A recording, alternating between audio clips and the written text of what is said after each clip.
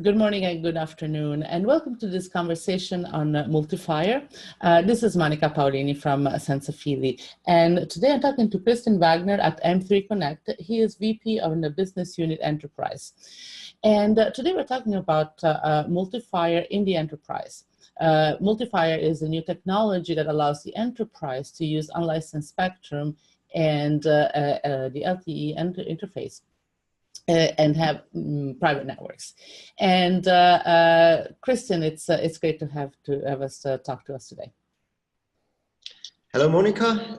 I'm Christian Wagner from M3 Connect. M3 Connect is one leading provider of Wi-Fi networks. So we are very active in the healthcare, in the hospitality, in the retail market. And we are also active with Wi-Fi in the enterprise market. And that in the enterprise market, we recognize that we need a more reliable technology than Wi-Fi. So Wi-Fi has its weakness on some points when it goes on quality, when it goes on mobility, when you talk about quality of services, latency, then we need another technology. And one of the technology we can meet the requirements is MulteFire. And therefore we are working now on different MulteFire projects, on different use cases, and see there is a big future in this new technology. Now, this is very interesting because oftentimes when we talk about MulteFire, the issue of Wi-Fi comes up right away, and there is some sense that the two technologies are competing. If we have Wi-Fi, why do we need MulteFire? Or what are the advantages of that? So where is it you're coming from, since you're already using Wi-Fi? I personally think that we are not talking about Wi-Fi or MulteFire. So every technology has its right to stay there, because I see Wi-Fi, when you talk about Wi-Fi, it's really for the mass market. It's you have very Wi-Fi is nearly everywhere. It's built in everywhere, in every tablet, in every handset, in every computer. So it's something which is already there, and you can also use for having your tablets in the industry hall, making surveillance on your processes, emailing, messaging, all this stuff. Therefore, you need Wi-Fi.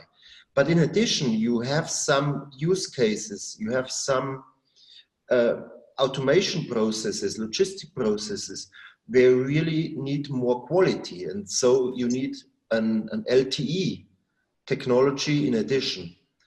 And that's the reason why it is very interesting to have MulteFire and Wi-Fi as a coexistence in the industry. So typically in an enterprise, you already have Wi-Fi. And it's not, as I say, they're going to coexist with MulteFire. So what kind of functions at a high level, and then we can dig down into more specific cases, what kind of applications will be used, the enterprise will use Wi-Fi for, and which ones will be for MulteFire? Yeah, as I said, Wi-Fi is for sure for the common processes and for the common use cases. When you need mobility, your personal mobility, you have some information on your tablet, you move around in the industry hall and in the production line, and want to have some overview about the goods, the processes, some sensors. But you need MulteFire or better quality of network when you have some other use cases. For example, one example is the AGVs, the autonomous ground vehicles, so the manless forklifts. They are moving around in the industry hall and from one hall maybe to another hall, and therefore they need mobility. So when they're coming from one node B, from one access point area to the other access point cell, they need a constant a connection and do not need an interruption. And this is something which can be done by MulteFire, by LTE protocols, because you have here handover system. The other thing is latency. You need that latency because you have a security protocol at the AGVs, which needs a constant connections there. Or you have some HD cameras connected on the AGV. where you see exactly what are you doing in closer than nearly real time. So therefore, MulteFire is perfect technology for that. Yeah, and I guess if it's something that is mobile, then clearly you cannot not use wireline as well. Because for some IoT applications in the enterprise, you don't need wireless. But in a case where you have a moving elements like a forklift, you do need mobility and reliability as well. Because clearly you have that's. If you lose control, there is a major problem. You cannot just stop. So this is so latency is an issue, reliability is an issue. What else is a critical factor for MulteFire? Yeah, mobility for sure. Mm-hmm. And the other thing is the predictable from the network. Yeah, in Wi-Fi you always have the problem. You never know how many handsets are there, how many interferences do you have, and you do not have in Wi-Fi. You do not have really mechanism to defend and to have a quality of service. This is something which now in the specification of MulteFire. MulteFire is looking about quality of service. MulteFire is looking about the coexistence. He's looking about which frequency spectrum do I have available and how can I manage the quality of services. So these are the components were very important for us and why we need MulteFire. Now, in this case, it's also the MulteFire is also used as a private network. So the enterprise would have control over the network and they don't depend on the mobile operator. How important is that, do you think, for the enterprise? For the enterprise, it's very important to have their own network. For sure, the technology is now existing on LTE, on the mobile network operator networks. The mobile network operator in large industries, they have their own infrastructure like DAS systems.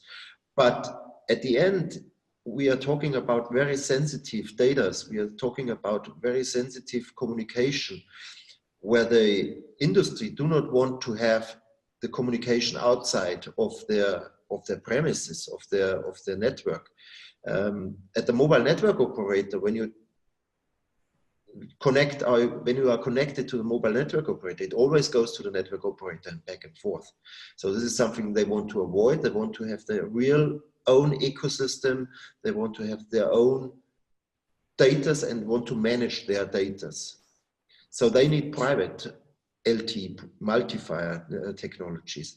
On the other side, then you are talking about frequencies. So normal LTE frequencies today are not available for the industry. They're only available for the mobile network operators. They bought these with and they had the permissions. But in Germany, for example, there are coming up now new frequency spectrums which are dedicated for the industry. This is 3.7 to 3.8 gigahertz. But if they can use them, it takes a while. They are dedicated for 5G and it will take a while until they can use it.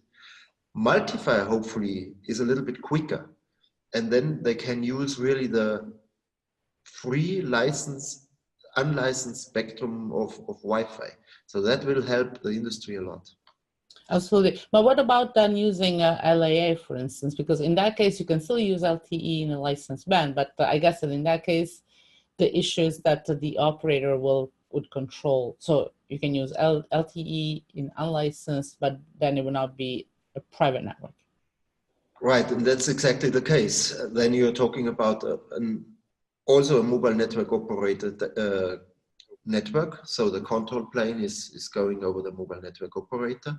The user plane, it's half. It's not purely on the Wi-Fi. Mm-hmm. So that's not a solution for them. Absolutely. So we talked about the mobility, automation. I guess it goes along with it. So MulteFire is going to enable enterprise to become more easily automated, right? How important it is for the enterprise to be automated? It's a kind of competition, and they have to stay at, very competitive against other industries. And if they are more automating, if they streamline their logistic processes, if they can do some things faster and without putting more resources on it, then it's very critical. It's business critical for the enterprises that they have a reliable network and they can do all these use cases which are up and running. So an HEV and manless forklift is something which is already existing, but the hindering point is the communication, to make it secure, to make it really proven for the daily logistic and production processes. Now, if we sort of move a little bit aside from manufacturing and the automation in the industry, another area that has shown a lot of interest is hospitality. Are you doing anything in that area? Yeah, we are very big in the hospitality industry because we are serving all this Wi-Fi infrastructure in the hotels, in the healthcare, in the hospitals. And what we experience here is that they have good Wi-Fi, they want to invest in Wi-Fi, that's good for them because it's business critical if you do not have a Wi-Fi, but it's also business critical if they do not have cellular coverage on it. If the phone is not connected to the normal network, then they have really a bad reputation in TripAdvisor and stuff like this, and the customers are going anywhere else. But the problem is the big mobile network operator are not willing to serve every single hotel to have cellular coverage in there, and the mobile in the hotellery expects multi-operator coverage. So it does not help if you have only T-Mobile or only Verizon or only Vodafone network. You need every network which is available in the country that you can satisfy your guests. So therefore, I think it will be a good tool to serve this or to help out with this problem.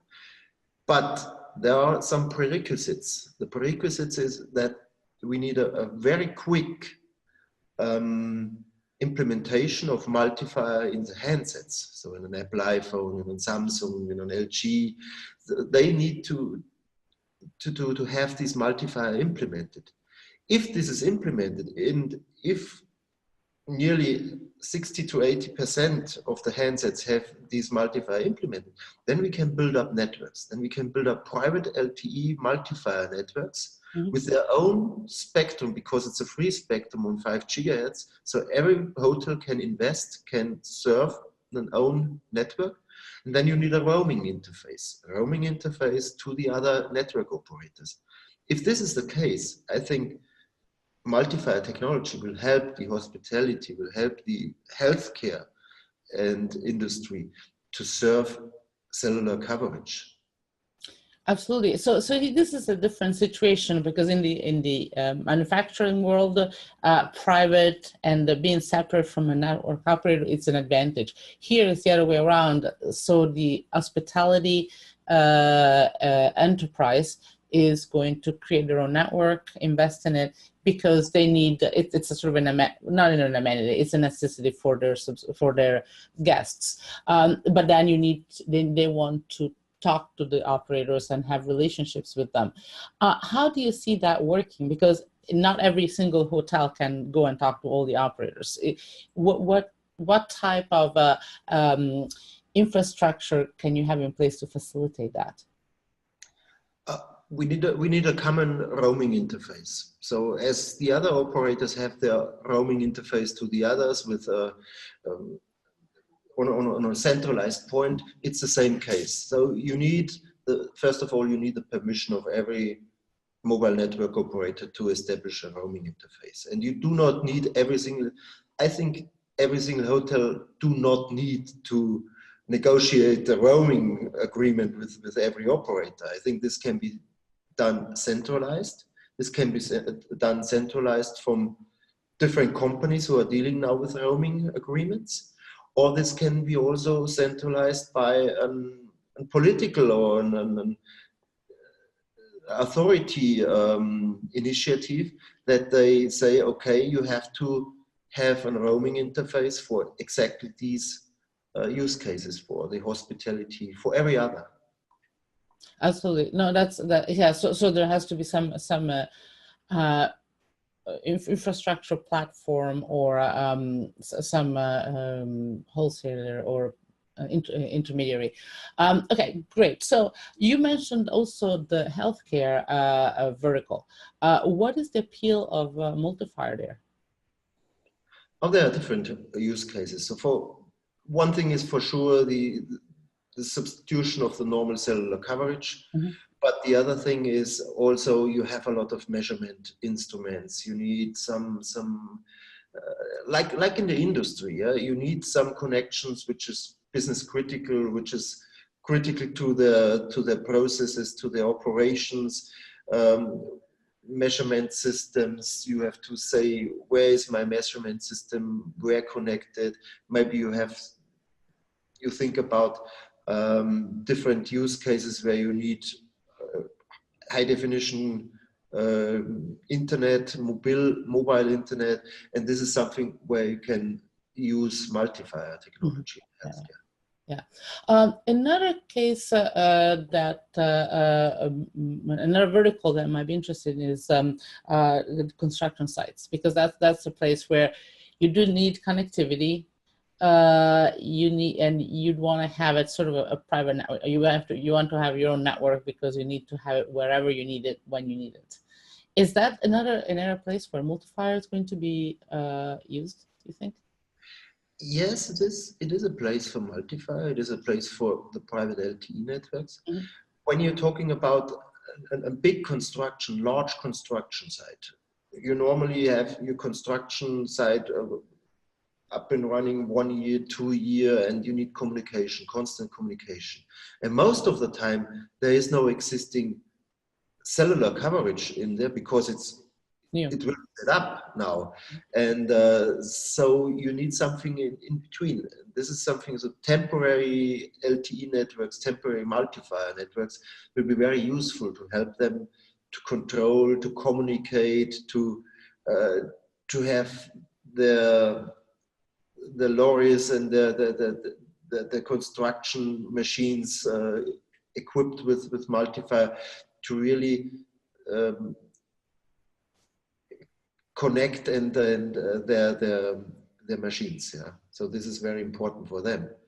And this is something we also hear from the large construction building companies, that they need this and they want to have something else than Wi-Fi, because Wi-Fi is too small for them. It's too there are too small cells, and this is the problem they have. Yeah. It's too costly for them.